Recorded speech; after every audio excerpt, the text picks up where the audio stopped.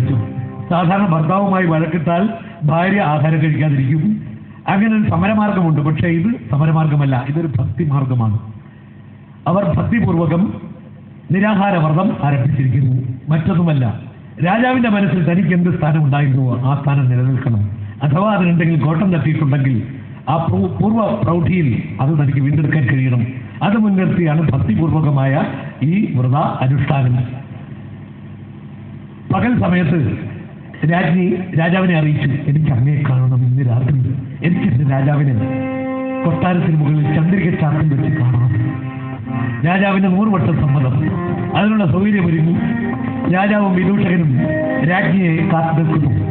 നല്ല ചന്ദ്രിക ചാർത്തുള്ള രാത്രിയിൽ, ചന്ദ്രിക ചർച്ചിതമായ രാത്രിയിൽ ആ കൊട്ടാരത്തിന് മുകളിൽ രാജാവും വിദൂഷകനും രാജ്ഞിയുടെ വരവ് പ്രതീക്ഷിച്ചങ്ങനെ നിൽക്കുകയാണ്. ഒരു സൗന്ദര്യ ആരാധകൻ കൂടിയായ വിദൂഷകൻ ആ നറുനിലാവിനെ നോക്കി പറയുന്നു, വളരെ എന്താ ഭൗമമായ സൗന്ദര്യം, നോക്കൂ, ആ ചന്ദ്രബിംബത്തിലേക്ക് നോക്കൂ, ഒരു നല്ല മോദകം പോലെ ഉണ്ടല്ലേ. എന്തോ തന്റെ അച്ഛനും അധ്വാനം നിർത്ത്, തന്റെ ഒരു തീറ്റഭ്രമം ഒന്നും മിണ്ടാതിരിക്കണം. ഇങ്ങനെ അവർ സംസാരിച്ചുകൊണ്ട് നിൽക്കുമ്പോൾ അകലെ നിന്ന് രാജ്ഞി വരുന്നു. പരിവാര സമേതം രാജ്ഞി വരുന്നു. രാജാവ് ഉപചാരപൂർവ്വം സ്വീകരിച്ചു. സുവാണി കല്യാണി മൃണാളമുക്കുമീ നവാംഗമിനി വ്രതമിട്ടു വാട്ടൊല പവൽ പ്രസാദത്തിനു കാത്ത ദാസനാമിവൻ പ്രസാദിപ്പതിനായി കുഴങ്ങയോ. സുവാണി കല്യാണി മൃണാളമുക്കുമീ നവാംഗമിനി വ്രതമിട്ടു വാട്ടൊല പവൽ പ്രസാദത്തിനു കാത്ത ദാസനാമിവൻ പ്രസാദിപ്പതിനായി കുഴങ്ങയോ. അങ്ങനെ സോപചാരം രാജാവ് രാജ്ഞിയെ സ്വീകരിച്ചു. അത് രാജ്ഞിക്ക് എന്തെന്നില്ലാത്ത സന്തോഷം നൽകി. കാരണം പൂർവ്വ ബഹുമാനത്തോടുകൂടി, മുമ്പെന്ത് ബഹുമാനമുണ്ടായിരുന്നുവോ അതേ ബഹുമാനത്തോടുകൂടി സോപചാരം തന്നെ സ്വീകരിച്ചിരിക്കുന്നു. തന്റെ വ്രത അനുഷ്ഠാനത്തിന് ഫലമുണ്ടായി എന്നാണ് രാജ്ഞിയുടെ വിശ്വാസം. അവരുടെ മുഖത്തൊരു പുഞ്ചിരി വിടർന്നു. സന്തോഷം കൂടെ അവർ മതിമറന്നു. തന്റെ ഭർത്താവ് ഇപ്പോഴും തന്നെ സ്നേഹിക്കുന്നു, ബഹുമാനിക്കുന്നു. ഇതാ അങ്ങ് മധുരം കഴിച്ചാട്ടെ, മധുരം കഴിച്ചാട്ടെ. ആ തളികയിൽ പരിചാരികമാർ കൊണ്ടുവന്ന മധുരമുള്ള മോദകം എടുത്ത് അദ്ദേഹത്തിന്റെ ചുണ്ടിലേക്ക് പകർന്നു കൊടുത്തു. മോദകം കഴിച്ചു കഴിഞ്ഞ് രാജ്ഞി സന്തോഷത്തോടെ പറഞ്ഞു, ദേവതാമിത്രങ്ങളായ ഈ രോഹിണി ചന്ദ്രന്മാരെ മുൻനിർത്തി ഞാനൊന്നേ അങ്ങയോട് പറയുന്നുള്ളൂ. അങ്ങയുടെ മനസ്സിൽ ആര് തന്നെ കടന്നുകൂടിയിട്ടുണ്ടെങ്കിലും അവൾക്കും എനിക്കും സമപ്രീതി ലഭിക്കണമേ എന്ന് മാത്രമേ ഞാൻ അങ്ങയോട് പറയുന്നുള്ളൂ. രോഹിണി ചന്ദ്രരെ ദേവതാമിഥുനമേ നിങ്ങളെ സാക്ഷിയായി അർപ്പിക്കുന്നേൻ, ഞാൻ അർപ്പിക്കുന്നേൻ. എനിക്കുമെന്നായ പുത്ര സമാഗമം കൊതിക്കുമ്പോൾക്കുമെന്നും സമപ്രീതി നൽകണേ. എനിക്കുമെന്നായ പുത്ര സമാഗമം കൊതിക്കുമ്പോൾക്കുമെന്നും സമപ്രീതി നൽകണേ. ലോകത്തൊരു സ്ത്രീക്കും പറയാൻ കഴിയാത്ത സമുദാത്തമായ സംഭാഷണമാണ് ഇവരിൽ നിന്ന് ഇപ്പോൾ നമ്മൾ കേട്ടത്. രാജാവിന്റെ മനസ്സിൽ മറ്റൊരു സ്ത്രീ കടന്നുകൂടട്ടെ, ആ സ്ത്രീക്കും തനിക്കും ഒരേ പ്രീതി ലഭിക്കണമേ എന്നാണ് ഇവർ വളരെ സ്നേഹ സൗഹൃദങ്ങളോടെ സൗമനസ്യത്തോടെ പറഞ്ഞത്. അവരിതാ രാജാവിനോട് വിട പറയുന്നു. ഞാൻ ഇങ്ങോട്ട് പോകട്ടെ ദേവി, ഉടൻ പോകണ്ട, അല്പം കഴിഞ്ഞു പോയാൽ മതി. അത് സാരമില്ല, അങ്ങ് എന്തിനും എന്നെ പ്രയാസപ്പെടുന്നു. അങ്ങനോട് ഒരു തെറ്റും ചെയ്തിട്ടില്ല, ഞാൻ അങ്ങയോടും ഒരു തെറ്റും ചെയ്തിട്ടില്ല എന്നാണ് എൻ്റെ വിശ്വാസം. ഞാൻ പറഞ്ഞിട്ട് രാജാവ് വസ്ത്രാഞ്ചലത്തിൽ പിടിച്ചെങ്കിലും രാജ്ഞി നടന്നകന്നു. ഇങ്ങനെ സംഭാഷണം ഉതിർത്തിട്ട്, ഏറ്റവും ഉദാത്തമായ സംഭാഷണം ഉതിർത്തിട്ട് രാജ്ഞി പോകുമ്പോൾ റാണി രംഗത്ത് നിന്ന് നിഷ്ക്രമിക്കുമ്പോൾ അവിടെ പ്രത്യക്ഷപ്പെടുന്നത് സ്വർഗത്ത് നിന്ന് ഉർവശിയാണ്. ഉർവശി ഇതാ വന്നിരിക്കുന്നു. ഉർവശിയും ചിത്രലേഖയുമുണ്ട്. റാണിയുടെ ഈ സംഭാഷണം കേട്ടിട്ടാണ് അവർ വന്ന് ഇറങ്ങിയത്. അത് മുഴുവൻ കേട്ടു. അതിന്റെ പ്രതികരണം അവർ രാജാവിനെ അറിയിക്കുന്നു. രാജാ, നിങ്ങൾ മനുഷ്യർ എത്രമാത്രം സ്നേഹസമ്പന്നരാണ്, എത്ര വിശാല മനസ്കരാണ്. റാണി, അങ്ങയുടെ മനസ്സിൽ എനിക്ക് കൂടി സ്ഥാനം കൽപ്പിച്ചിരിക്കുന്നു. ശരിയാണ്, ശരിയാണ് ഉർവശി. ഈ ദേവതാമിഥുനങ്ങളെ സാക്ഷി നിർത്തിയാണ് അവരത് പറഞ്ഞത്. രോഹിണി ചന്ദ്രരെ ദേവതാമിഥുനമേ നിങ്ങളെ സാക്ഷിയായി അർപ്പിക്കുന്നേൻ, ഞാൻ അർപ്പിക്കുന്നേൻ. എനിക്കുമെന്നായ പുത്ര സമാഗമം കൊതിക്കുമ്പോഴുമെന്നും സമപ്രീതി നൽകണേ. ഭീമസായുജ്യത്തിന്റെ രണ്ടാം ഘട്ടം ഉർവശിയും പുരൂരവസും ഒത്തുചേരുന്ന സുമുഹൂർത്തം സമാഗതമായിരിക്കുന്നു. അത് തിരിച്ചറിഞ്ഞ ചിത്രലേഖ സ്വർഗത്തിലേക്ക് മടങ്ങിപ്പോകാൻ യാത്രയ്ക്കൊരുങ്ങുകയാണ്. അവൾ നീങ്ങി നിന്ന് പുരൂരവസിനോട് പറഞ്ഞു, അഭിമന്യനായ രാജർഷി, എന്റെ കൂട്ടുകാരിയെ അങ്ങ് നേടിക്കഴിഞ്ഞു. ഉർവശിയോടൊപ്പം അങ്ങയ്ക്ക് ഈ ഭൂമിയിൽ നീണാൾ ദമ്പതികളായി വാഴുവാൻ എന്റെ പ്രാർത്ഥന എല്ലായ്പ്പോഴും ഉണ്ടായിരിക്കും. അപ്പോൾ വിദൂഷകൻ പറഞ്ഞു, ശരിയാണ്, ഭവതി പറഞ്ഞതാണ് ശരി, ഇവിടെ നിൽക്കട്ടെ, ഭൂമി നിൽക്കട്ടെ. ഭൂമിയിലാവുമ്പോൾ 3 നേരം ആഹാരം കിട്ടുമല്ലോ. ഈ കൊതുകിന്റെ കാര്യം പറഞ്ഞതുപോലെയാണ്, ക്ഷീരമുള്ളവർ അകിട്ടിൻ ചുവട്ടിലും ചോര തന്നെ കൊതുകിന്റെ കൗതുകം എന്ന് പറഞ്ഞതുപോലെയാണ്. അദ്ദേഹത്തിന് ഭക്ഷണമാണ് പ്രധാനം. അത് മാത്രമല്ല, ഒരു സത്യമുണ്ട് അയാൾ പറഞ്ഞതിൽ. ആഹാരം ഭൂമിയിൽ മാത്രമേ ഉള്ളൂ, മനുഷ്യർ മാത്രമേ കഴിക്കുന്നുള്ളൂ. ദേവന്മാർക്ക് ആഹാരമില്ല. അവർക്ക് വേണ്ടുന്ന ഊർജം അവർ സമാർജിക്കുന്നത് നാം കൊടുക്കുന്ന ഊർജമാണ്. അതെങ്ങനെ നാം കൊടുക്കുന്നു? അഗ്നിയിൽ ഹവിസായി നാം നേദിക്കുന്നത് അങ്ങനെ ഉയർന്ന് അവർക്ക് ആഹാരത്തിന്റെ ഫലം ചെയ്യുന്നു. അതുകൊണ്ട് ആഹാരം നേരിട്ട് കഴിക്കുന്നില്ല ദേവന്മാർ. സ്വർഗലോകത്ത് ആഹാരമില്ല. അതുകൊണ്ടാണ് വിദൂഷകൻ പറഞ്ഞത്, ഇവിടെ ഭൂമിയിലാകുമ്പോൾ ആഹാരം കിട്ടുമല്ലോ. അവൾ ചിത്രലേഖ കൂട്ടുകാരിയോട് വിട ചോദിക്കുന്നു. ഉർവശി, ഞാൻ മടങ്ങിപ്പോവുകയാണ്. ഉർവശി, എന്തായാലും നീ എന്നെ മറക്കരുത്, ഒരിക്കലും മറക്കരുത്.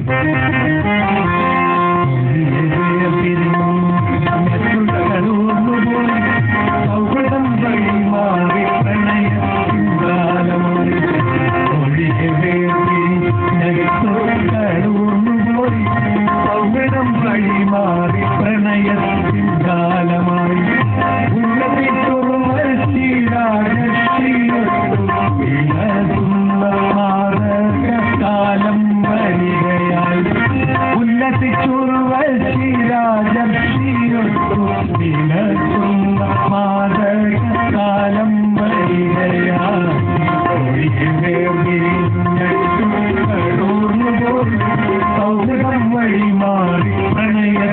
കാലം അതെ, ഇനി അവർക്ക് പ്രണയത്തിന്റെ കാലമാണ്, മധുവിധു കാലമാണ്. ആ രാജർഷിയും അയാളുടെ കാമിനിയും ഇതാ മധുവിധു ലീലകളിൽ നദിക്കീടകളിൽ ആമഗ്നരായി മുമ്പോട്ട് നീങ്ങുന്നു. അവരാ മന്ദാകിനി നദീ തീരത്തുണ്ട്. മന്ദാകിനി നദി തീരത്തു മറ്റൊരു സ്വർഗത്തിൽ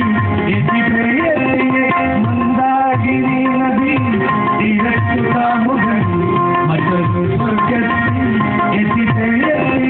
സംഭോഗ ശൃംഗാരവേളകൾ കൊണ്ടാടി സമാഗമനത്തിലെ സൗഗന്ധവാടികൾ ശൃംഗാരവേളകൾ കൊണ്ടാടി ഗന്ധമാദനത്തിലെ സൗഗന്ധവാടികൾ. ഗന്ധമാദനം ആ വനപ്രദേശത്താണ്, ആ ഗിരിപ്രദേശത്താണ് രണ്ടുപേരും മധുവിധു കൊണ്ടാടുന്നത്. ഗന്ധമാദനം നമുക്ക് പരിചയമുള്ള സ്ഥലമാണ്. ഭീമസേനൻ കല്യാണ സൗഗന്ധികം തേടിപ്പോയ പ്രദേശമാണ് ഗന്ധമാദനം. ഗന്ധമാദനത്തിൽ ഇതാ ആ പച്ചപ്പിൽ, ആ ഹരിത വനാന്തത്തിൽ രണ്ടുപേരും മധുവിധു ലീലകളിൽ മുഴുകിയിരിക്കുന്നു. മലരണിലരികൾ വിലസും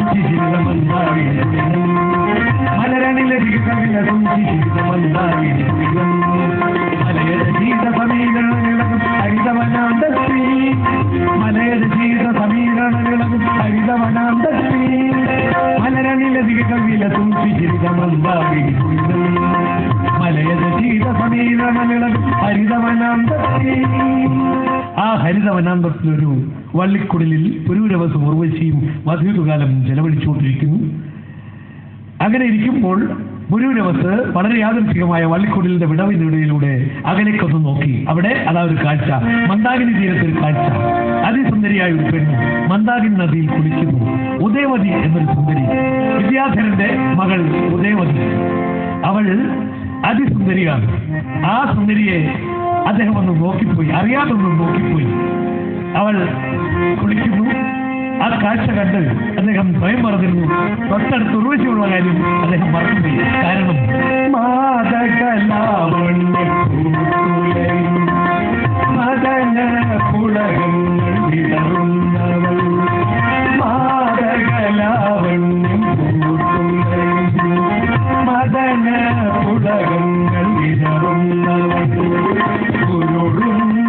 ാകെ പുഴയുന്നവൾ മണത്തടി പുഴയുന്നവൾ പുഴയുന്നവളാകെ പുഴയുന്നവൾ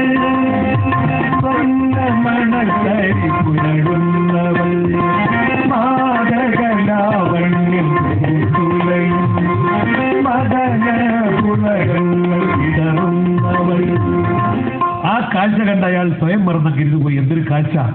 ആ സുന്ദരി പെണ്ണ് മന്ദാകിനി നദിയിൽ മുങ്ങുന്നു, പൊങ്ങുന്നു. പിന്നെ അവൾ തീരത്തേക്ക് വരുന്നു. ആ സ്വർണ്ണ മണലിൽ അങ്ങനെ ഉരുളുന്നു. ആ മണൽത്തരി, സ്വർണ്ണ മണൽത്തരി അവളുടെ ശരീരഭാഗം പുരളുന്നു. സ്വർണ്ണ നിറമുള്ള അവളുടെ മേനിയിൽ സ്വർണ്ണ മണൽത്തരി പുരണ്ടപ്പോൾ സ്വർണ്ണ പൂമ്പൊടി പറ്റിയതുപോലെ ഇളം വെയിലിൽ അത് തിളങ്ങുന്നു. ആ ഭൗമമായ ആ കാഴ്ച കണ്ടിരുന്ന് പുരൂരവസ്ഥയിലെ സൗന്ദര്യദാസിയായ പുരുഷൻ സടകുടഞ്ഞ് എഴുന്നേറ്റു. അയാളുടെ കാഴ്ച പിന്നെ ഭൗതിക കാഴ്ചയായിരുന്നില്ല, ഭാവനയുടെ ചിറകിലേറിയുള്ള കാഴ്ചയായിരുന്നു. തളിരുടയാടയഴിഞ്ഞു കഴിഞ്ഞ കേശലമാർജനം, തളിരുടയാടയഴിഞ്ഞു കഴിഞ്ഞ കേശലമാർജനം, സരസാകൃതമായി നഗ്നോജ്വലരുചി ചിന്തിടമാജഘനം, സരസാകൃതമായി നഗ്നോജ്വലരുചി ചിന്തിടമാജഘനം, പങ്കജനയനെ ചേർക്കുക നീയാക്കിതലയ ശയനത്തിൽ, പങ്കജനയനെ ചേർക്കുക നീയാക്കിതലയ ശയനത്തിൽ, സംഘത്തിൻ നിധികുംഭം പോൽ മുതമരുളട്ടെ കൃതി, സംഘത്തിൻ നിധികുംഭം പോൽ മുതമരുളട്ടെ കൃതി, മുതമരുളട്ടെ കൃതി, മുതമരുളട്ടെ കൃതി, മുതമരുളട്ടെ. ഈ അവസ്ഥയിൽ കഴിയുന്ന പുരൂരവസിനോട് ഒരു ശൃംഗാര ചാടുവചനം ഓതുകയാണ് ഉർവശി. ഇങ്ങോട്ടൊന്നും നോക്കിയേ. അദ്ദേഹം കേട്ടില്ല. അദ്ദേഹം പലയിടത്തും നോക്കി നിൽക്കുകയാണ്, നല്ല കാഴ്ച കണ്ടുകൊണ്ട് നിൽക്കുകയാണ്. ഇങ്ങോട്ടൊന്ന് നോക്ക്. അവളെ കൈക്കൊന്ന് തട്ടി, ഇവിടെ നോക്കി നിൽക്കുന്നത്, എനിക്ക് എന്താ വേണ്ടതെന്ന് ഒന്നും പറയാമോ? ഇങ്ങോട്ടൊന്ന് നോക്ക്. അദ്ദേഹം തട്ടുന്ന കൈക്ക് മെല്ലെ തിരിച്ചൊരു തട്ട് കൊടുത്തു. രസം മുറിക്കാൻ വന്ന ഉർവശി, ഇങ്ങോട്ട് നോക്ക്, ഞാൻ പറയുന്നത് കേൾക്കുന്നില്ല, ശല്യം ചെയ്യാറ്. അദ്ദേഹം അറിയാതെ പറഞ്ഞു പോയി. ഗുരുവിനോസല്ല ആരായാലും പറഞ്ഞു പോകും. ഇത് കണ്ടുകൊണ്ട് നിൽക്കുമ്പോൾ രസം മുറിക്കാൻ വന്ന ഉർവശിയോട് അദ്ദേഹം അറിയാതെ പറഞ്ഞു പോയി. അവൾ വീണ്ടും അദ്ദേഹത്തിന്റെ കാഴ്ച എന്താണെന്ന് നോക്കാൻ ആ വള്ളിക്കുടലിന്റെ വിടവിലൂടെ ഇവരൊക്കെ നോക്കി, ഇത് നോക്കി നിൽക്കുക അല്ലേ, ഇതാ സ്വഭാവം, എന്നെ നോക്കുന്നില്ലേ, ചെയ്യാതെ അദ്ദേഹം ഘടിപ്പിച്ചങ്ങ് പറഞ്ഞു.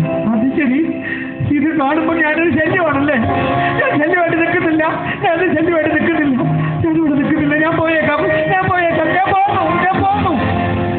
അവൾ ഇറങ്ങിപ്പോയി. അവൾ കുറെ ദൂരം ചെന്ന് കഴിഞ്ഞാണ് അദ്ദേഹത്തിന് സ്ഥലകാല ബോധം വീണ്ടും കിട്ടുന്നത്. ഇതാ പ്രേയസി പിണങ്ങിപ്പോയിരിക്കുന്നു, കാമുകി പിണങ്ങിപ്പോയിരിക്കുന്നു. ഉർവശി, ഉർവശി! അവൾ ആ പച്ചപ്പടപ്പിൽ എവിടെയോ മറഞ്ഞു കഴിഞ്ഞു. അവളിത് അതിവേഗം നീങ്ങുന്നു. ആ ഗന്ധമാദനഗിരിയിലെ വനാന്തരത്തിലൂടെ അവൾ അങ്ങനെ നീങ്ങുന്നു. നടന്ന് അവൾ വനാന്തർ ഭാഗത്തെത്തി, അകലിഷം എന്ന ഭാഗത്തെത്തി. ഇവിടം മുതൽ കുമാരവനമാണ്. കുമാരവനത്തിനൊരു പ്രത്യേകതയുണ്ട്, സ്ത്രീകൾ പ്രവേശിച്ചുകൂടാ. അതിന്റെ പിന്നിലൊരു കഥയുണ്ട്. കുമാരവനം സുബ്രഹ്മണ്യൻ തപസ്സിരുന്ന വനമാണ്. എന്തൊരു തപസ്സിരുന്നു? കുമാരൻ സാക്ഷാൽ സുബ്രഹ്മണ്യൻ തന്റെ കൗമാരകാലത്ത് ഇത്തിരി കുഴപ്പക്കാരനായിരുന്നു, ഇത്തിരി പിശകായിരുന്നു. സ്ത്രീകളെ ബലാൽ പ്രാപിക്കുക സുബ്രഹ്മണ്യന്റെ ഒരു ശീലമായിരുന്നു, ദുശ്ശീലമായിരുന്നു. ഇത് കണ്ട് ദുഃഖിതയായ സ്വന്തം മാതാവ് പാർവതി ദേവി മകനെ അരികിൽ വിളിച്ചു പറഞ്ഞു, മകനെ, സ്ത്രീകളോട് ഇങ്ങനെ പെരുമാറാൻ പാടില്ല, ഇത് തെറ്റാണ്. എല്ലാ സ്ത്രീകളിലും ഒരു മാതൃഭാവമുണ്ട്. ഇതാ നോക്കൂ, ഈ മാതൃസ്വരൂപം നോക്കൂ. പാർവതി ദേവി സ്വന്തം മാതൃസ്വരൂപം മകന് കാട്ടിക്കൊടുത്തു. ഇതുപോലൊരു മാതൃസ്വരൂപം, മാതൃഭാവം എല്ലാ സ്ത്രീകളിലുമുണ്ട് എന്ന് നീ മനസ്സിലാക്കുക. നീ അവരെ ബലാൽ സമീപിക്കാതിരിക്കുക. കാര്യവിവരമുള്ള സുബ്രഹ്മണ്യൻ അത് ഉൾക്കൊണ്ടു. പശ്ചാത്താപവിവശനായി തപസ്സനുഷ്ഠിക്കാൻ തീരുമാനിച്ചു. അങ്ങനെ തപസ് ആരംഭിച്ച വനമാണ് കുമാരവനം. തപസ്സിരിക്കുമ്പോൾ അവിടെ ഒരു വ്യവസ്ഥ ഉണ്ടായി. കുമാരവനത്തിൽ സ്ത്രീകൾ പ്രവേശിക്കാൻ പാടില്ല. അങ്ങനെ പ്രവേശിക്കുന്ന സ്ത്രീ കുമാരവനത്തിൽ പ്രവേശിച്ചു കഴിയുമ്പോൾ കാട്ടുവള്ളിയായി തീരും. പിണങ്ങിറങ്ങി ഓടി വന്നതാണ് ഉർവശി. പിണക്കത്തിന്റെ ആക്കത്തിൽ അവൾ കുമാരവനമാണോ അല്ലാത്ത വനമാണോ എന്നാലോചിച്ചില്ല. പിണക്കത്തിന്റെ ആക്കത്തിൽ അവൾ ആ വ്യവസ്ഥയെക്കുറിച്ച് ഓർക്കാതെ അജ്ഞത കൊണ്ട് കുമാരവനത്തിലേക്ക് അങ്ങ് പ്രവേശിച്ചു. അവൾ കാട്ടുവള്ളിയായി മാറി. ഉർവശി അന്വേഷിച്ചിറങ്ങിയ പുരൂരവൻ അവളെ കണ്ടില്ല. ആരോട് ചോദിക്കാൻ? കാട്ടിൽ ആരോട് ചോദിക്കാൻ? അദ്ദേഹം ഉറക്ക നിലവിളിക്കുന്നു, അവളുടെ പേര് വിളിച്ച് നിലവിളിക്കുന്നു, നികരണം ഭേദിക്കുന്ന നിലവിളി. മായയാൽ മറഞ്ഞോ നനഞ്ഞ മണ്ണിൽ കാണൂ നിതമ്പിനി പാദമുദ്ര. മായയാൽ മറഞ്ഞിരോ സ്വർഗത്തിലേക്കു പോയോ നനഞ്ഞ മണ്ണിൽ കാണൂ നിതമ്പിനി പാദമുദ്ര. പ്രാണേശ്വരിയെ കണ്ടു പ്രണയ കലഹം കൊണ്ട് ഉർവശിയെങ്ങു പോയി കണ്ടുപോ നിങ്ങൾ പ്രിയരെ. പ്രാണേശ്വരിയെ കണ്ടു പ്രണയ കലഹം കൊണ്ട്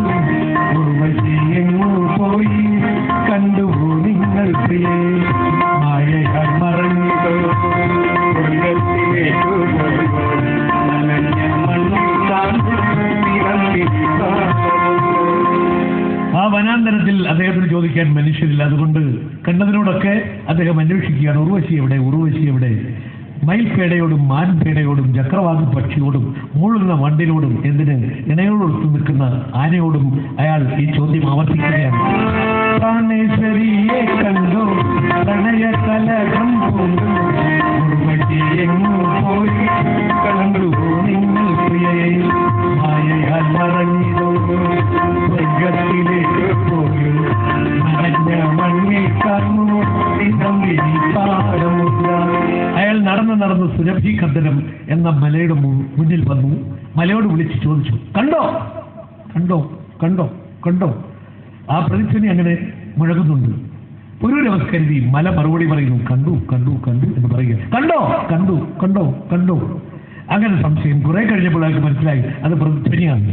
മലയെ വഴക്ക് പറഞ്ഞിട്ട് അയാൾ മുമ്പോട്ട് പോകുന്നത് കൃഷ്ണ മൃഗത്തോടും നദിയോടുമൊക്കെ ആ ചോദ്യം ആവർത്തിച്ച് മുന്നോട്ട് പോകുമ്പോൾ തന്റെ മുന്നിൽ അതാ ഒരു തിളക്കം, ഒരു ചുവന്ന വെളിച്ചം പോലെ.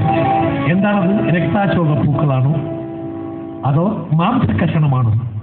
എന്താണത്? എന്താണത്? അതിന് മറുപടി ഒരു അശരീരിയാണ് പറഞ്ഞത്. ഗുരുരവസേ, നീ കാണുന്നത് സംഗമനീയം എന്ന മണിയാണ്. അത് നീ എടുക്കുക, നിന്റെ മുടിയിൽ ചൂടുക, നഷ്ടപ്പെട്ട ഉർവശിയെ നിനക്ക് തിരിച്ചു കിട്ടും. സത്യമാണ്, സത്യമായി കേൾക്കുന്നത്. അതെ, സത്യം തന്നെയാണ്. ഇത് സംഗമനീയം എന്ന മണി. നീ നിന്റെ മുടിയിൽ ചൂടുക, നിനക്ക് ഉർവശിയെ കാണുവാൻ കഴിയും. പിന്നെ അയാൾ വൈകിയില്ല. അയാൾ മുമ്പോട്ട് ചെന്നു. സംഗമനീയം എന്ന ചുവന്ന മണി കയ്യിലെടുത്തു. എന്നിട്ട് പ്രഖ്യാപിച്ചു, ശിവേശ്വരൻ തന്റെ മുടിയിൽ ശശികല ചൂടുന്നത് പോലെ ഇതാ ഞാൻ എന്റെ മുടിയിൽ സംഗമനീയം മണി ധരിക്കുന്നു. ആ മണി ധരിക്കേണ്ട താമസം പെട്ടെന്ന് ഒരു ചിലങ്കാരം, ഒരു വളകിലുക്കം, ഒരു നല്ല സുഗന്ധം, പരിചിതമായ ഒരു നിശ്വാസത്തിന്റെ സുഗന്ധം ഇതാ ഉർവശി വന്നിരിക്കുന്നു. ഉർവശി പ്രത്യക്ഷപ്പെട്ടിരിക്കുന്നു. ഉർവശി വന്നിതാ വാസന്തി നദികയിൽ നിന്നവൾ സുന്ദരി മന്ദസ്മിതാക്യ. ഉർവശി വന്നിതാ വാസന്തി നദികയിൽ നിന്നവൾ സുന്ദരി മന്ദസ്മിതാക്യ. പൂർവരുൾ ഭംഗിയാൽ രാജർഷി കണ്ടിത സന്ധിരയുന്നൊരു പ്രാണപ്രേയസിയെ. പൂർവരുൾ ഭംഗിയാൽ രാജർഷി കണ്ടിത സന്ധിരയുന്നൊരു പ്രാണപ്രേയസിയെ. ഉർവശി വന്നിതാ വാസന്തി നദികയിൽ നിന്നവൾ സുന്ദരി മന്ദസ്മിതാക്യയായി. ഇതാ ഉർവശി മടങ്ങി വന്നിരിക്കുന്നു. വീണ്ടും പൂർവ്വരൂപത്തിൽ തന്നെ മുന്നിൽ പ്രത്യക്ഷപ്പെട്ടിരിക്കുന്നു. അത്യന്തം കുറ്റബോധത്തോടെ ശിരസ് കുടിച്ച് അവൾ വന്ന് പുരുരവത്തിനോട് മാപ്പ് പറയുന്നു. അങ്ങനോട് പൊറുക്കണം. അന്നേരത്തെ പിണക്കത്തിന്റെ ആക്കത്തിൽ ഞാൻ ഹരിദാസൊന്നും ചെയ്തു. ഞാൻ കുമാരവനത്തിന് മുന്നിലെത്തി. വിലക്കിന്റെ കാര്യം ഞാൻ ഓർത്തില്ല. ഞാൻ പിണക്കത്തിന്റെ ആക്കത്തിൽ അങ്ങയോടുള്ള അന്നേരത്തുള്ള ആ ദേഷ്യത്തോടെ ഞാൻ കുമാരവനത്തിൽ പ്രവേശിച്ചു. ആ ദുരന്തം എനിക്ക് സംഭവിച്ചു. കുമാരവനത്തിൽ കയറുന്നു കാട്ടുപള്ളിയായി തിരുമല്ല. ഞാനൊരു വാസന്തിയിലെതികയായി തീർന്നുപോയി. അതാണ് ഈ ദീർഘമായ വേർപാടിന് കാരണമായി തീർന്നത്. അതിന് ഉത്തരവാദിത്വം ഞാൻ തന്നെയാണ്. അങ്ങനെയോട് പൊറുക്കണം, മാപ്പാക്കണം. താരമില്ല ഉള്ളച്ചി, താരമില്ല. ആ മുടിത്തലപ്പിൽ തലോടിക്കൊണ്ട് ഉർവശിയോട് പറഞ്ഞു, വിളയും രുചിയോട് നീലേ തെളിയും മണിയുടെ ചുവപ്പിൽ നിന്റെ മുഖം ലളിത ചെറുവയിൽ തട്ടിയ ഉളകമലത്തിന്റെ കാന്തിയേന്തുന്നു. വിളയും രുചിയോട് നീലേ തെളിയും മണിയുടെ ചുവപ്പിൽ നിന്റെ മുഖം ലളിത ചെറുവയിൽ തട്ടിയ ഉളകമലത്തിന്റെ കാന്തിയേന്തുന്നു. പൂർവാധികം ശക്തിയോടെ ഇതാ പുരൂരവസ് തന്റെ ആസ്ഥാനമായ പ്രതിഷ്ഠാനഗിരിയിൽ മടങ്ങിയെത്തിയിരിക്കുന്നു. ദീർഘനാളത്തെ ഇടവേളയ്ക്ക് ശേഷം ആ പ്രജകളെല്ലാം തങ്ങളുടെ രാജാവിനെ സന്തോഷപൂർവ്വം സ്വീകരിച്ചു. അദ്ദേഹം അത്യന്തം ശക്തനായ ഒരു ഭരണാധികാരിയാണെന്ന് വീണ്ടും വീണ്ടും തെളിയിച്ചുകൊണ്ട് ആ രാജ്യത്തെ കൂടുതൽ പ്രൗഢിയിലേക്ക് നയിച്ചുകൊണ്ട് അദ്ദേഹം ഭരിച്ചു. കുറെ ദിവസങ്ങൾ കഴിഞ്ഞപ്പോൾ ഒരു വിശേഷപ്പെട്ട ദിനം അവിടെ വന്നു ചേർന്നു. ചാന്ദ്രദിനം. ചന്ദ്രവംശത്തെ സംബന്ധിച്ചിടത്തോളം പ്രധാനപ്പെട്ട ഒരു ദിനമാണ് ചാന്ദ്രദിനം. രാത്രിയിലാണ് അതിന്റെ ആഘോഷ പരിപാടികൾ. അതിൽ പങ്കെടുക്കാൻ ഗംഗാ യമുന സംഗമത്തിൽ പോയി കുളി കഴിഞ്ഞ് പുരൂരവസ് മടങ്ങി വരികയായി. സാധാരണ അദ്ദേഹം ആ സംഗമനീയ മണി തന്റെ മുടിയിലാണ് ചൂടുക. കുളി കഴിഞ്ഞതുകൊണ്ട് അതെടുത്ത് ഒരു പട്ടിന് മീതെ വെച്ച് കൈവെള്ളയിൽ ഇങ്ങനെ മനസ്സിൽ പിടിപ്പിക്കുകയാണ്. കുളി കഴിച്ച് മടങ്ങി വരുന്നു. സന്ധ്യാനേരം. ആകാശത്ത് ചുവന്ന നിറം, ചുവന്ന ആകാശം, സാന്ധ്യാകാശം. ആകാശത്ത് കിളികൾ തലങ്ങും വിലങ്ങും പറക്കുന്നു. കിളികൾ കൂട്ടിൽ ചേക്കേറുന്ന സമയം അത് കൗതുകപൂർവ്വം വീക്ഷിച്ചുകൊണ്ട് അദ്ദേഹം നടന്നു വരികയാണ്. ആകാശത്തേക്ക് നോക്കി വരുമ്പോൾ പെട്ടെന്ന് ആകാശത്തിന് കഴുകൻ പ്രത്യക്ഷപ്പെട്ടു. ആ കഴുകനിതാ ആകാശം ചുറ്റിപ്പറക്കുന്നു. പെട്ടെന്ന് ആ കഴുകൻ താഴെ വന്നു രാജാവിന്റെ നിലയ്ക്ക് വട്ടമിട്ട് പറക്കാൻ തുടങ്ങി. ഞൊടിയിടയ്ക്കുള്ളിൽ അത് താണു വന്നു. അദ്ദേഹത്തിന്റെ കയ്യിലുണ്ടായിരുന്ന ആ തങ്കമനിയെ മണി കൊത്തിക്കൊണ്ട് പോയി കളഞ്ഞു. പിടിക്കാതിനെ രാജാവ് ആക്രോശിച്ചു. പരിവാരങ്ങൾ നിലവിളിച്ചു. അയ്യോ അയ്യോ അയ്യോ! നിലവിളിക്കാതെ ആ പക്ഷിയെ പിടികൂടും. അത് കൂട്ടിൽ ചേക്കേറാൻ പോയതാണ്. അതിന്റെ കൂട് സമീപത്ത് എവിടെയെങ്കിലും ആയിരിക്കും. പെട്ടെന്നാകട്ടെ ഇന്ന് തന്നെ ആ കിളിയുടെ കൂട് കണ്ടെത്തണം, ആ പക്ഷിയുടെ കൂട് കണ്ടെത്തണം, കഴുകന്റെ കൂട് കണ്ടെത്തണം, മണി വീണ്ടെടുക്കണം. ഇത് ആജ്ഞയാണ്, കൽപ്പനയാണ്.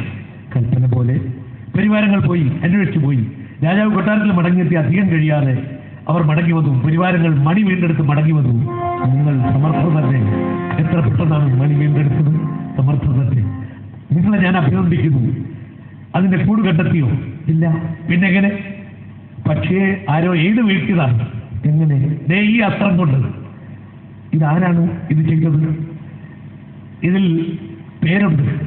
ഓഹോ, അസ്ത്രം കൊണ്ട് പക്ഷേ ഏത് വീഴ്ത്തിയതാണ്. അതാണ് ഈ മണിയിൽ ഈ രക്തക്കറ വിടലാൻ കാരണം. ഇതുകൊണ്ടുപോയി ശുദ്ധിയാക്കി ആ ഭണ്ഡാരത്തിൽ ഇനി സൂക്ഷിച്ചാൽ മതി. ആരുടെ അസ്ത്രമാണെന്നാണ് പറഞ്ഞത്? പറഞ്ഞില്ല. ഇതിൽ എഴുതിയിട്ടുണ്ട്. അങ്ങനെ തന്നെ വായിച്ചാൽ അസ്ത്രത്തിൽ ഉടമസ്ഥന്റെ പേരെഴുതിയിരിക്കുന്നു. ഉർവശിക്ക് പിറന്നോര് സാർവഭൗമയിളപുത്രനാം ആയുസിൻ ബാണം അരിതന്നായുസുന്നതാണിത്. ഉർവശിക്ക് പിറന്നോരു സാർവഭൗമ ഇളപുത്രനാം ആയുസിൻ ബാണം അരിതന്നായുസുന്നതാണിത്. ഉർവശിക്ക് പിറന്ന ആയുസ് എന്ന പുത്രന്റെ ബാണം അത്രയുന്നു. ഇത് ശത്രുക്കളെ നിഗ്രഹിക്കാൻ പോകുന്നതാണ്. ആ മര്യാദ ഉർവശിക്ക് ഒരു പുത്രനോ? രാജാവ് അതിശയം പ്രകടിപ്പിച്ചു. അപ്പോൾ വിദൂഷകൻ പറഞ്ഞു, പ്രഭോ, ദേവസ്ത്രീകളുടെ ചരിത്രങ്ങൾ പ്രഭാവഗൂഢങ്ങളായിരിക്കും. ദേവരഹസ്യങ്ങൾ ആർക്കറിയാം? അങ്ങനെ സംസാരിച്ചുകൊണ്ട് നിൽക്കുമ്പോൾ പെട്ടെന്നൊരു പരിചാരകൻ വന്ന് പറഞ്ഞു, പ്രഭോ, രണ്ടുപേർ മുഖം കാണിക്കാൻ വന്നിരിക്കുന്നു. ആരാണ്? ശവനാശ്രമത്തിൽ നിന്നാണ് പറഞ്ഞത്. ഓഹോ, ആശ്രമവാസികളാണല്ലേ, കടന്നു വരാൻ പറയുന്നു. ഇതാ രണ്ടുപേർ വരുന്നു. ശവനാശ്രമത്തിലെ തപസി വന്നു കൂടെ ബാലനും വന്നു ചേർന്നു. ശവനാശ്രമത്തിലെ തപസി വന്നു കൂടെ ബാലനും വന്നു ചേർന്നു. ബാലനെ രാജൻ നോക്കി കാരണമറിയാത്ത പരവശത്താൽ മീറി നിറഞ്ഞു. ബാലനെ രാജൻ നോക്കി കാരണമറിയാത്ത പരവശത്താൽ മീറി നിറഞ്ഞു. ഇതാ രണ്ടുപേർ വന്നിരിക്കുന്നു. ഒരു താപസി, മറ്റൊരു ബാലൻ. ആ ബാലനെ സൂക്ഷിച്ച് നോക്കുന്തോറും രാജാവിന് അത്യപൂർവമായൊരു അനുഭവം. ഒരു രക്തസാമീപ്യം കൊണ്ട് തനിക്കൊരു പാരവശ്യം, ഒരു തളർച്ച ബാധിക്കുന്നത് പോലെ രാജാവിന് തോന്നി. ആ ബാലന്റെ മുഖത്തേക്ക് നോക്കുമ്പോൾ, അവന്റെ കണ്ണുകളിലേക്ക് നോക്കുമ്പോൾ തന്റെ കണ്ണും അറിയാതെ നിറയുന്നു. എന്താണ് ഇതിന് കാരണം? അദ്ദേഹം ചോദിച്ചു, താപസ ശ്രേഷ്ഠ, നിങ്ങൾ ആരാണ്? എവിടെ നിന്ന് വരുന്നു? താപസി പറഞ്ഞു, ഞാൻ ശവനാശ്രമത്തിലെ ഒരു താപസിയാണ്. എന്റെ പേര് സത്യവതി. ഇവൻ ആയുസ് എന്ന കുമാരൻ. കൃത്യമായി പറഞ്ഞാൽ ഇവൻ അങ്ങയുടെ പുത്രനാണ്. സത്യമാണോ? അതെ, അങ്ങയുടെ പുത്രനാണ്. മകനെ ആയുസ്, നീ ഇതാ നിന്റെ പിതാവിന്റെ പാദം തൊട്ട് വന്ദിക്കുന്നു. അവൻ മുന്നോട്ട് വന്നു, പിതാവിന്റെ പാദം തൊട്ട് വന്ദിക്കുന്നു. താപസ ശ്രേഷ്ഠൻ, ഈ പറയുന്നതിന്റെ പൊരുളെന്താണ്? പറയാം. ഞാൻ പറഞ്ഞുവല്ലോ, ഞാൻ ശവനാശ്രമത്തിലെ കേവല ഒരു താപസി മാത്രം. ഉർവശി അങ്ങയുടെ ഈ പുത്രനെ പ്രസവിച്ച നിമിഷം തന്നെ അങ്ങയെ കാണിക്കാതെ എന്നെ കൊണ്ടുവന്ന് ഏൽപ്പിച്ചു. അങ്ങയെ കാണിക്കാതെയാണ് കൊണ്ടുവരുന്നത് എന്ന് പറഞ്ഞു. ഞാനതിന്റെ കാരണം ചോദിച്ചില്ല, പറഞ്ഞുമില്ല. അങ്ങയെ കാണിക്കരുത് എന്ന് പ്രത്യേകം പറയുകയും ചെയ്തു. സത്യമാണോ? സത്യം. പിന്നെ ഇവനെ വളർത്തിയത് ശവന മഹർഷിയാണ്. ഇവന്റെ ജാതകർമ്മങ്ങൾ ഒക്കെ ചെയ്തത് അദ്ദേഹമാണ്. ഇവന് വിദ്യാഭ്യാസം നൽകിയതും ധനുർവേദങ്ങളിൽ ഇവനെ പ്രവീണനാക്കിയതും ഒക്കെ അദ്ദേഹം തന്നെ. ഇന്നിവൻ ഒരു അബദ്ധം കാണിച്ചു. എന്താണ്? ആശ്രമ ബാലന്മാരുമൊത്ത് ഇവൻ പൂജമതയും പറിക്കാൻ വഴിക്ക് മാംസം കൊത്തിക്കൊണ്ടുപോകുന്നതോ മറ്റോ ആയ ഒരു കഴുകനെ ഇവൻ അസ്ത്രം ചെയ്ത് വീഴ്ത്തിക്കളഞ്ഞു. ശവന മഹർഷി അറിഞ്ഞ് ദേഷ്യപ്പെട്ടു. ഹത്യപാപമാണ്, ആശ്രമ ധർമ്മങ്ങൾക്ക് വിരുദ്ധമാണ്, ആശ്രമവാസികൾ ചെയ്യാൻ പാടില്ലാത്തതാണ്. അദ്ദേഹം കോപിഷ്ഠനായി പറഞ്ഞു, എന്നെ വിളിച്ചു പറഞ്ഞു, സത്യവതി, ഇവന്റെ അമ്മയുടെ അടുത്ത് കൊണ്ട് നാക്കിയേനെ, ഇവന്റെ അമ്മയുടെ അടുത്ത് കൊണ്ടിന്ന് ചെന്ന് തിരിച്ചേൽപ്പിക്കാൻ, ഉർവശിയെ കൊണ്ടുവന്ന് ഏൽപ്പിക്കാൻ. അങ്ങനെ കൊണ്ടുവന്നതാണ്. ഓഹോ, ഉർവശിയെ വിളിക്കും. രാജാവ് പറഞ്ഞു, ഇതാ ഉർവശി വരുന്നുണ്ട്. ഉർവശി വന്നപ്പോൾ ആ താപസി പറഞ്ഞു, ഉർവശി, ഇതാ നിന്റെ മകൻ ആയുസ്. മകനെ, ഇത് നിന്റെ മാതാവ് ഉർവശി. നീ മാതാവിന്റെ പാദം തൊട്ട് വന്ദിക്കും. അവൻ വന്ന് മാതാവിന്റെ പാദം തൊട്ട് വന്ദിച്ചു. ഉർവശിയുടെ കണ്ണ് നിറഞ്ഞൊഴിഞ്ഞു. പുത്രനെ ആശ്ലേഷിച്ചു, അവന്റെ മൂർധാവിൽ ചുംബിച്ചു. അമ്മതൻ സ്നേഹം കരകവിഞ്ഞു, പൊന്മകനെ കണ്ടു കണ്ടുള്ളേറ്റു. അമ്മതൻ സ്നേഹം കരകവിഞ്ഞു, പൊന്മകനെ കണ്ടു കണ്ടുള്ളേറ്റു. ഉർവശി രാജാവിനോട് തിരിച്ചു പറഞ്ഞു, പ്രഭോ, ഇതുവരെ ഇവനെ ഞാൻ അങ്ങേ കാണിക്കാതെയാണ് വളർത്തിയത്. അതിനൊരു കാരണമുണ്ട്. ഞാനൊരു വ്യവസ്ഥയിന്മേലാണ് ഭൂമിയിലേക്ക് വന്നത്. അങ്ങയോടൊപ്പം ദാമ്പത്യം നയിച്ച് എനിക്കൊരു പുത്രനുണ്ടായി കഴിയുമ്പോൾ, അങ്ങയിൽ എനിക്കൊരു പുത്രനുണ്ടായി കഴിയുമ്പോൾ, ആ പുത്രനെ അങ്ങ് കണ്ടു കഴിയുന്ന നിമിഷം തന്നെ ഞാൻ സ്വർഗത്തിൽ തിരിച്ചു ചെല്ലണം എന്നാണ് ഇന്ദ്രദേവന്റെ വ്യവസ്ഥ. എനിക്ക് ഭൂമിയിൽ നിന്ന് അങ്ങേ വേർപെട്ടു പോകാൻ ഇഷ്ടമില്ല. അതുകൊണ്ട് ഇവനെ ഞാൻ അങ്ങേ കാണിച്ചില്ല. ശവനയാശ്രമത്തിൽ കൊണ്ട് ഏൽപ്പിച്ചു. പക്ഷെ കാലനിയോഗത്താൽ അങ്ങ് അവനെ കണ്ടു കഴിഞ്ഞു. ഇനി എനിക്ക് പോയേ പറ്റൂ. ഇന്ദ്രന്റെ വ്യവസ്ഥ അനുസരിച്ചേ പറ്റൂ. അങ്ങ് എന്നെ പോകാൻ അനുവദിക്കണം. ഉർവശി പോകാൻ അനുവദിക്കുന്നു, ഹൃദയഭാരത്തോടു കൂടി മാത്രം. ഇന്ദ്രദേവൻ എനിക്ക് പ്രിയപ്പെട്ടയാളാണ്. ഞാൻ അദ്ദേഹത്തിന്റെ അഭ്യുദയകാംക്ഷിയാണ്. തീർച്ചയായും അദ്ദേഹത്തിന്റെ വ്യവസ്ഥകൾ പാലിക്കപ്പെടണം. നീ മടങ്ങിപ്പോകണം. നിന്നെ ഞാൻ പോകാൻ അനുവദിക്കുന്നു, ഹൃദയഭാരത്തോടെ പോകാൻ അനുവദിക്കുന്നു. പക്ഷേ അതിനു മുമ്പ് നിന്റെ പ്രീതിക്ക്, നിന്റെ സന്തോഷത്തിന് വേണ്ടി ഇവിടെ ഒരു ചടങ്ങ് നടക്കും. അതെന്താണ് പ്രഭു? നമ്മുടെ ഈ പുത്രന്റെ ആയുസിന്റെ രാജ്യാഭിഷേകം. അത് കണ്ടിട്ട് മടങ്ങിയാൽ മതി. ഉർവശി സന്തോഷം കൊണ്ട് മതിമറന്ന് നിൽക്കുമ്പോൾ പെട്ടെന്ന് ആകാശത്തൊരു ശബ്ദം, ഒരു മിന്നൽ, ഒരാകാശയാന മാത്രം വരുന്നു. എല്ലാവരും ആകാശത്തേക്ക് നോക്കി. ഭഗവാൻ നാരദൻ, ഭഗവാൻ നാരദൻ. ഇതാ ഭഗവാൻ നാരദൻ വരുന്നു. നാരദൻ വന്ന് ഭൂമിയിൽ ഇറങ്ങി ഉപചാരപൂർവ്വം പുരൂരവസ് അദ്ദേഹത്തെ സ്വീകരിച്ചു. ഭഗവാൻ ഇരുന്നാലും തന്റെ സിംഹാസനത്തിൽ നാരദൻ ഉപവിഷ്ടനായി. പുരൂരവസിന്റെ സിംഹാസനത്തിൽ നാരദൻ ഇരുന്നു. എന്താണ് അവ വിശേഷം? നാം വന്നത് ഇന്ദ്രദേവന്റെ ഒരു സന്ദേശവുമായിട്ടാണ്. അത് അങ്ങേ ധരിപ്പിക്കുകയാണ്.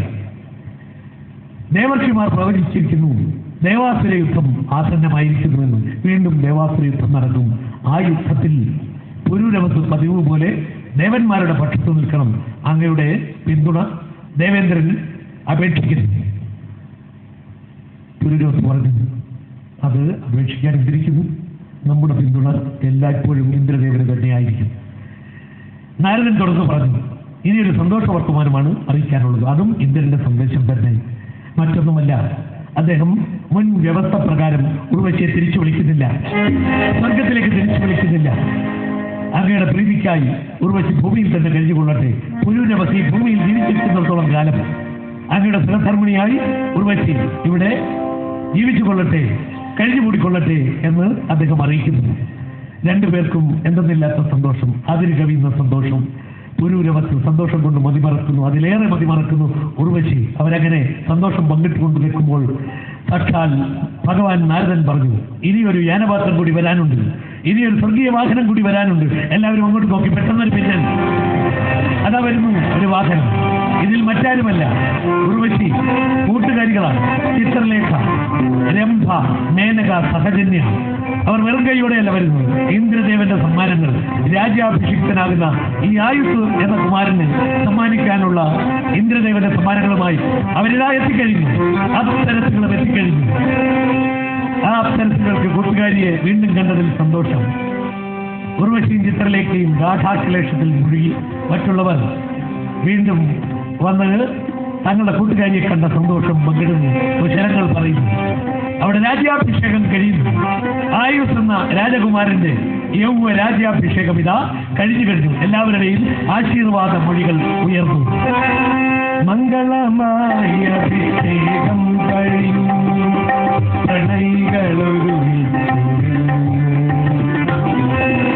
മംഗളമായ അഭിഷേകം കഴിഞ്ഞു, പ്രണയികളൊരുമിച്ചു.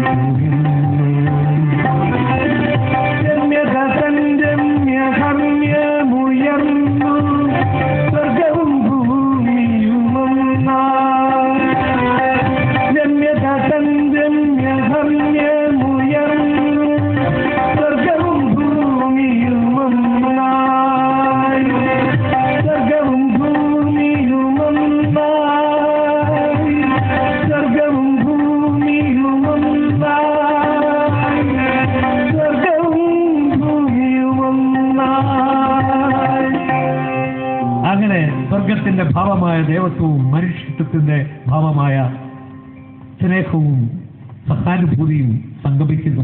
സ്വർഗവും ഭൂമിയും ഒന്നാകുന്നു. അങ്ങനെ മഹാകവി കാളിദാസന്റെ വിക്രമോർവശിയും ഇവിടെ പൂർണ്ണമാകുന്നു. ഉർവശി